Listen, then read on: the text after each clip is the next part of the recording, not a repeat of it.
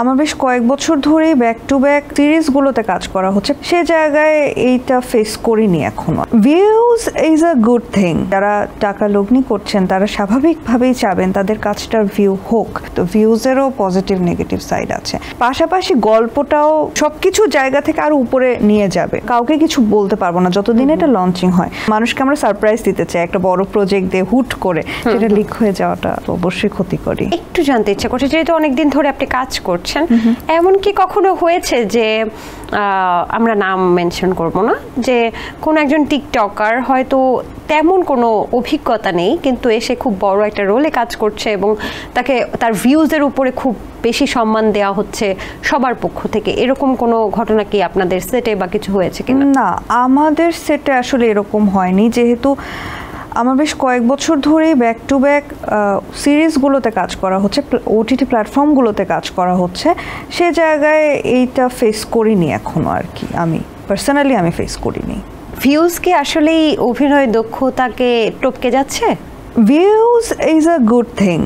আমি একটু আগেও বলছিলাম যে যারা টাকা লগ্নি করছেন তারা স্বাভাবিকভাবেই চাবেন তাদের কাজটার ভিউ হোক, কিন্তু সেটা কোনো কিছুর উপর বেশি চাপ দেওয়াটা হচ্ছে একটু খারাপ। সেটা ভিউজেরও পজিটিভ নেগেটিভ সাইড আছে। তো ভিউ হলে যেটা হয়, সবার কাছে কাজটা যাচ্ছে, সবাই দেখছে, সবাই অ্যাপ্রিসিয়েট করছে। পাশাপাশি গল্পটাও আরও যদি বেশি ভালো হয় সেটা কাজটাকে আরও বেশি মানে কি বলবো আপনাকে, মানে সব কিছু জায়গা থেকে আরও উপরে নিয়ে যাবে। তো দেখা যাচ্ছে এরকম অনেক গল্পই আমার কাছেও আসে যেটার হয়তোবা ওরকমভাবে আমার পছন্দ হচ্ছে না, কিন্তু হয়তোবা সেই কাজটা করলে আমার অনেক ভিউ হবে। এটা একটু কষ্ট করি আর কি। তখন আপনি কি করেন? তখন অনেক সময় অনেক কাছে আর কি করা হয় না যদি গল্প পছন্দ না হয়। বুঝতে পেরেছি। আপনার একটা সম্ভবত কাজে আমি যতটুকু দেখেছি যে আপনার যে প্রমোশনাল, ওই কাজটার প্রমোশনাল অ্যাক্টিভিটিটাই এরকম ছিল যে আপনি যে এখানে আছেন একটু পরে, সেটা কয়েকদিন পরে সেটা হচ্ছে আত্মপ্রকাশ করা হয়। এটা কি মানিহানিতে হয়েছিল?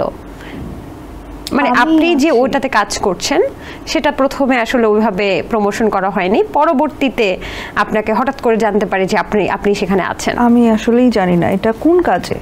সবগুলোতেই তো দেখছি যে আমি আছি, মানে আমি থাকলে তো ডেফিনেটলি প্রপার প্রমোশন হচ্ছে একটু পরে। তবে আমি যেটা আপনার থেকে জানতে চাচ্ছি, আমরা দেখি যে অনেক সিনেমা বা নাটকের বিভিন্ন ক্লিপস ভাইরাল হয়ে যায় বা ক্লিপস চলে আসে, আগেই আমরা লুকগুলো যেগুলো নিয়ে অনেক বেশি আমরা অপেক্ষায় থাকি, আগেই লুক দেখে ফেলি বা অনেক রিলস চলে আসে। এটা কতটুকু সিনেমা বা নাটকের ক্ষেত্রে প্রভাব ফেলতে পারে বলে আপনি মনে করেন? এটা অবশ্যই প্রভাব ফেলতে পারে। আমরা যখন কোনো কাজ করছি, বড় প্রজেক্ট করছি, সেটা ওয়েব সিরিজ, ওয়েব ফিল্ম অথবা মুভি হোক, সেখানে আসলে ডিরেক্টর টিমের জায়গা থেকে বলেই দেয়া থাকে উইথাউট লঞ্চিং আমরা নাম বলতে পারবো না বা কাউকে কিছু বলতে পারবো না যতদিন এটা লঞ্চিং হয়।